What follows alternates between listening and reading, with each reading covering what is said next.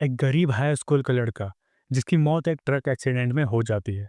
और जब वह जागता है तो वह खुद को एक इसिकाई दुनिया में पाता है। कहानी शुरू होती है एक मध्यकालीन इसिकाई दुनिया से, जहाँ एक हाई स्कूलर जिसका नाम रियो है एक खाली झोपड़ी में लेटा दिखाई देता है। झोपड़ी के अंदर कोई भी फर्नीचर नहीं है, सिवाय मेज पर रखी दो किताबों और एक चाकू के। रियो उठता है, इन तीन चीजों को अनदेखा करता है और ताजी हवा लेने के लिए बाहर चला जाता है। वह चारों तरफ हर जगह सिर्फ ऊंचे पहाड़ ही देखता है। फिर वह अपने हाथों को देखता है और मंत्र बोलता है, वाटर कम फोर्थ, जिससे जादुई रूप से जल की छोटी सी मात्रा प्रकट होती है। यह सब कुछ दिन पहले शुरू हुआ था, जब रियो अचानक से खुद को एक सफेद खाली जगह पर पाता है। तब वह सोचने लगता है कि वह कहाँ है। तभी संसार का देवदूत प्रकट होता है और उसकी सोचों को पढ़कर उसे आश्वासन देता है कि यह स्थान जो है स्वर्ग नहीं है। देवदूत इस बात को लेकर बहुत खुश होता है कि सालों बाद उसे कोई मेहमान मिला है, लेकिन साथ ही दुख भी जताता है कि रियो अब मर चुका है। रियो यह समझ जाता है कि वह पुनर्जन्म लेने वाला होता है। रियो मन ही मन में उसका नाम एंजल माइकल रख देता है और उससे पूछता है कि उसे अपनी अगली जिंदगी में क्या करना चाहिए। माइकल उसे सलाह देता है कि जैसे जीना चाहता है वो वैसे जिए। रियो हमेशा से एक धीमी और बोरिंग जिंदगी जीना चाहता था, और जब माइकल की मंजूरी उसे मिल जाती है तो वह उस जादू भरी दुनिया में पुनर्जन्म लेने के लिए तैयार हो जाता है। उसे भेजने से पहले माइकल उसे जादू दुनिया के बारे में जानकारी देता है। माइकल के अनुसार इस दुनिया की केवल 20% आबादी ही जादू का उपयोग कर सकती है। चूंकि रियो को धीमी बोरी जिंदगी पसंद थी, इसलिए माइकल उसे उसे रोंडो के जंगल में एक छोटी सी झोपड़ी में अकेले रहने के लिए भेज देता है। माइकल पहले से ही एक छोटे से घर में 2 महीने का खाना जमा कर चुका है। झोपड़ी के अंदर उसने 2 किताबें भी छोड़ी है, जो रियो को इस दुनिया और जादू के बारे में सीखने में मदद कर सकती है। और सिर्फ उन किताबों को पढ़ने के बाद ही रियो यह सीख पाता है कि कैसे वह कहीं से भी पानी की छोटी मात्रा बुला सकता है। फिलहाल उसे जंगल के राक्षसों से नुकसान पहुंचाने की चिंता नहीं करनी है, क्योंकि माइकल ने झोपड़ी के चारों ओर एक सुरक्षा कवच बना दिया है।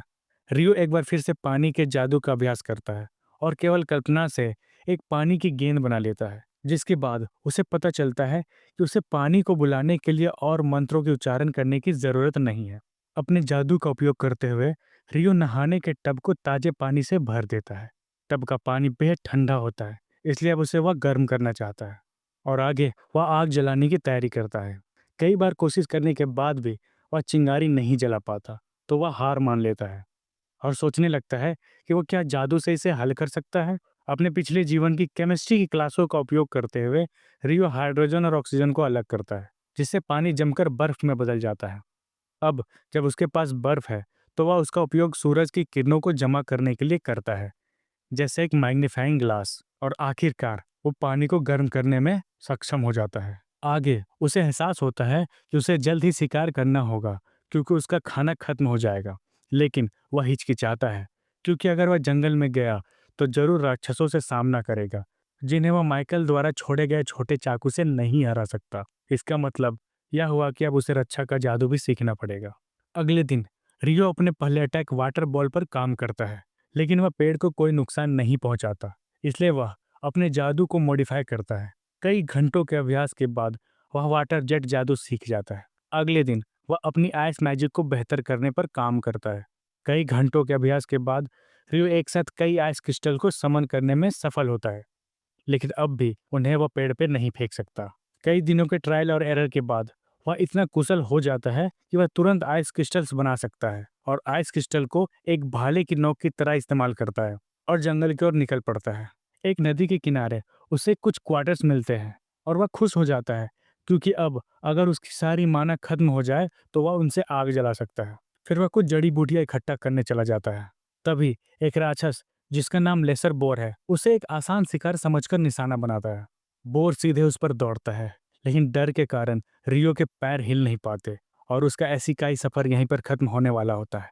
लेकिन इस बार वह मैजिक का फायदा उठाता है और जमीन को बर्फ में बदल देता है, जिससे वह फिसलन भरी हो जाती है और बोर उसमें फिसलकर गिर जाता है। और तभी कई सारे आइस क्रिस्टल्स को वो बोर के शरीर में घुसा देता है, जिसके कारण बोर मर जाता है। अब वह घर लौटता है और तुरंत राक्षसों के बारे में सीखता है। और उसे यह समझने में बिल्कुल देर नहीं लगता कि जिस जानवर को उसने हराया है वह सबसे कमज़ोर होता है। वह धीरे धीरे किताब को पढ़ता है ताकि वह उन जानवरों के बारे में जान सके जिनसे उसका मुकाबला हो सकता है। वह उस पेज को पढ़ता है जो ड्रैगन के बारे में बताता है, और किताब उसे बस इतना ही बताती है कि जब भी ड्रैगन उसे दिखे तो भाग जाना चाहिए। वह अगले पेज को पलटता है जो अकुना नाम के एक मॉन्स्टर के बारे में है। इस राक्षस के लिए उसे भागने की भी जरूरत नहीं है, उसे बस यही प्रार्थना करनी है कि उसका सामना उससे ना हो। किताब उसकी ज़्यादा मदद नहीं करती है, लेकिन वह पढ़ता रहता है। अगले दिन की शुरुआत अच्छी होती है क्योंकि उसे एक पेड़ मिलता है जिस पर फल लगे होते हैं। तभी एक असैसिन हॉक उसकी ओर उड़कर आता है और उसे जमीन पर गिरा देता है। वह देखता है यह हॉक उससे ज़्यादा ताकतवर है और कोई तरीका नहीं जिससे इसे हरा सके।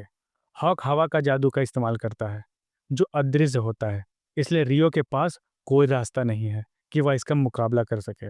उसे किताब की सलाह याद आती है और वो भागने लगता है, लेकिन वह एक पक्षी से कैसे भागेगा यह महसूस करते हुए कि वह फंस चुका है। अब वह रुककर लड़ाई करने की तैयारी करने लगता है। वह अपने आइस मैजिक से हॉक को जमी हुई बर्फ में फंसा देता है। जब उसे लगता है कि हॉक मर चुका है तब उसके पास जाता है, लेकिन हॉक बर्फ को तोड़कर निकल जाता है, हालांकि उसकी एक आंख घायल हो चुकी होती है। रियो राहत की सांस लेता है और जमीन पर गिर पड़ता है। वो अपने घर का रास्ता ढूंढने की कोशिश करता है, लेकिन उसे यह एहसास होता है कि वो रास्ता भटक चुका है। जैसे ही वह जंगल के अंदर रास्ता तलाशता है, उसे कुछ ऐसा दिखाई देता है जो उसे डरा देता है। एक डलहन, उसके पास सिर नहीं है और उसकी गर्दन से धुआं निकल रहा है। डलन अपने घोड़े की देखभाल कर रहा होता है। किसी तरह से वह वापस अपने घर पहुंचता है। समय के साथ वह खुद को बेहतर बनाने के लिए ट्रेनिंग करता है, कई राक्षसों से लड़ता है, कई मछलियों को पकड़ता है। वह अपनी आइस मैजिक को इतनी अपग्रेड कर लेता है कि अब उसकी बर्फ एक पहाड़ को भी काट सकती है।